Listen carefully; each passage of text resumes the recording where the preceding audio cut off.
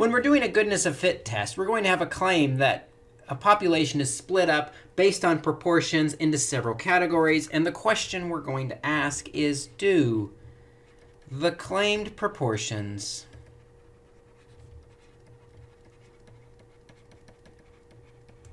accurately reflect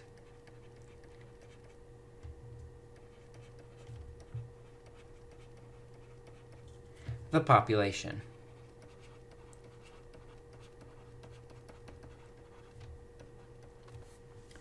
And to do that, we're going to run through the same 6 steps that we always run through with the hypothesis test. But to set this up, a couple things about how we set up the hypothesis test. The first step for the hypotheses,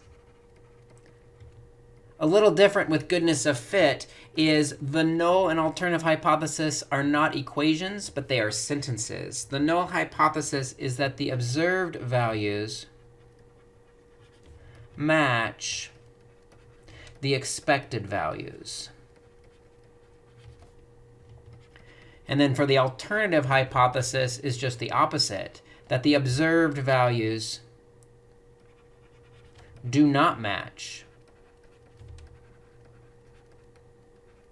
the expected values.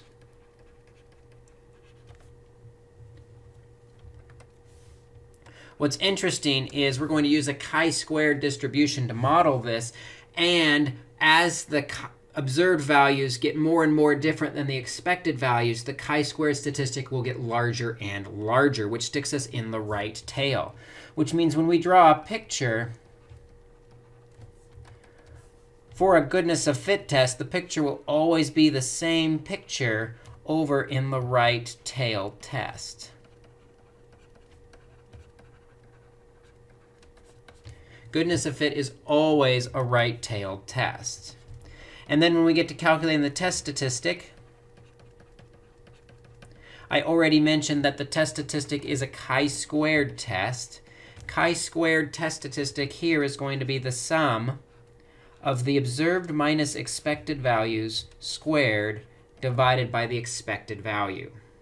This formula will be used to calculate our test statistic, where O is the observed values and E is the expected values. And then finally, after the test statistic, we will calculate a p-value. We will use Excel like we have for past chi-squared test, saying equals chi-squared dot dist. And because it's always a right-tail test, we will do dot RT. Open up parentheses, we'll put in the chi-squared value and the degrees of freedom. But something about goodness of fit to watch out for, the degrees of freedom is not related to the sample size.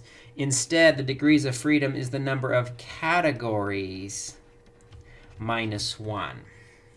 So we'll look at the number of categories we're split into and subtract 1, and that will be the degrees of freedom. With these differences in mind, then, let's take a look at running through the example of a goodness of fit test. For example, an employer wants to know if sick days evenly distributed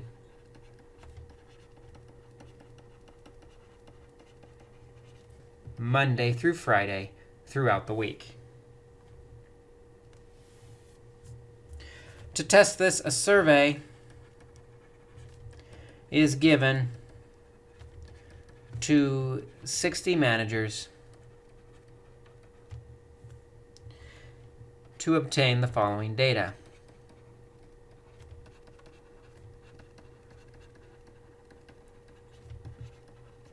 And before I write out the data, I'll also mention that if alpha is equal to 0.10, we want to know, does it seem sick days are evenly distributed?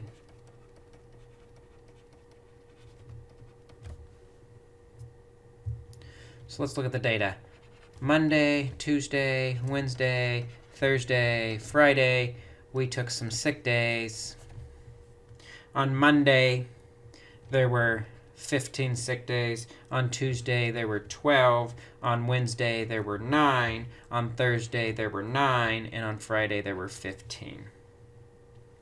So does it seem like those sick days are evenly distributed, or are people trying to take longer weekends? The boss wants to know. Let's run the hypothesis test by first defining our hypotheses.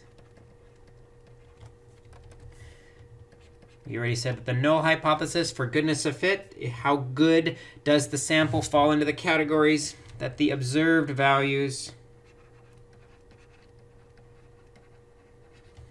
matches the expected values. For the alternate hypothesis, we're going to say the observed values do not match the expected values.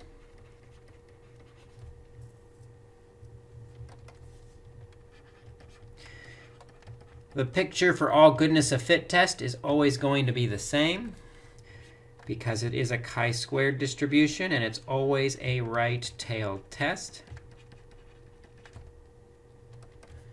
And so with that in mind, let's calculate our test statistic.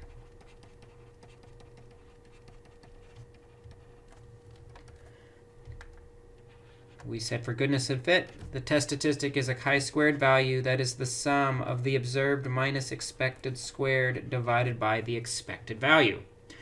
So let's use our data and see if we can calculate all the pieces of this formula. The sick days that came out of the survey results are the observed values. So we've already got an observed column. This time, instead of given percentages for each category, which is probably a more common situation, this time it just says we want them all to be evenly distributed. Evenly distributed means all 100% are equally divided between the categories, equally divided between the 5 days. So 100% divided by 5 days gives us 20% per day. All the days are going to be the same this time, rather than having different percents per category. And so for our expected column, we can take the percent times the sample size of the 60 managers. And if I wasn't sure, we could add up all the data values to get 60. So we take the 60 managers times the 20%, 0.20, that equals 12. And since it's going to be the same for every category, 60 managers times 20% gives us 12. We want even distribution. We want 12 in each category. Looking at the formula for my test statistic, the formula starts out in parentheses saying we're going to take the observed values minus the expected values. So for Monday, there were 15 observed minus 12 expected. The difference is 3. For Tuesday, there were 12 observed minus 12 expected. The difference is 0. For Wednesday, there were 9 observed minus 12 expected. The difference is negative 3. 9 minus 12 is negative 3, and 15 minus 12 is positive 3. The test statistic then asks us to take those differences and square all the results. Squaring always makes the result positive, so we can ignore the negatives. 3 squared is 9, 0 squared is 0, 3 squared is 9, 3 squared is 9, and 3 squared is 9. The next part of the test statistic formula says we take those squared values and we divide by the expected values. So we take the 9 for Monday after squaring and divide by expected value on Monday was 12. 9 divided by 12 is 0.75. Tuesday, after squaring, we got 0 divided by the expected value of 12. We end up with 0 divided by 12 is 0.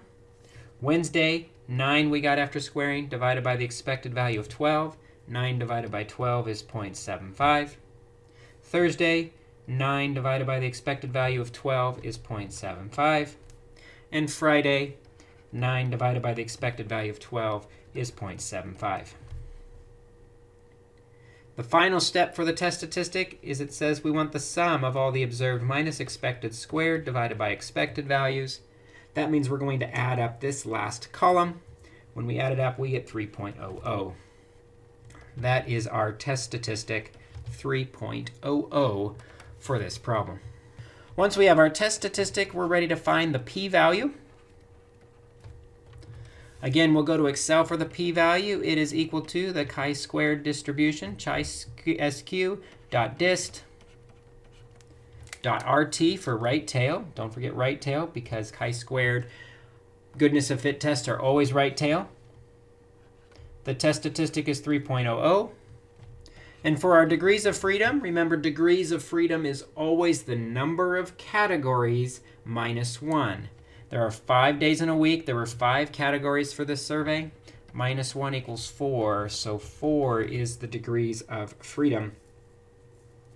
And when I put that in the calculator, I get 0.5578.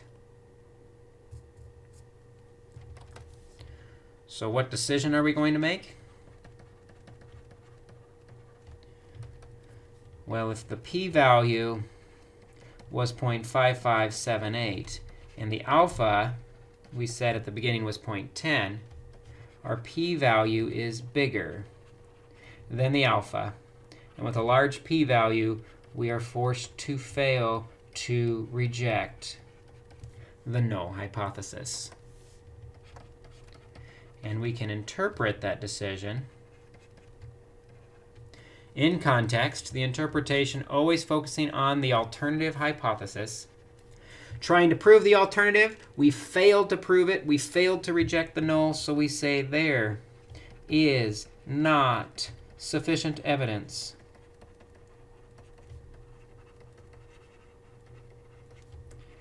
at the alpha equals 0.10 level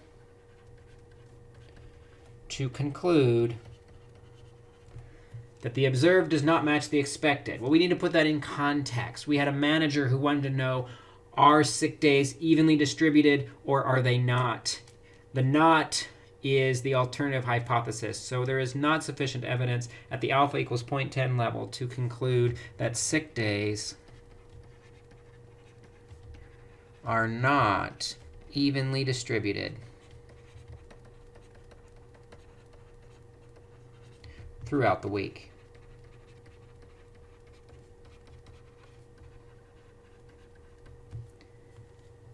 And that concludes our goodness of fit test.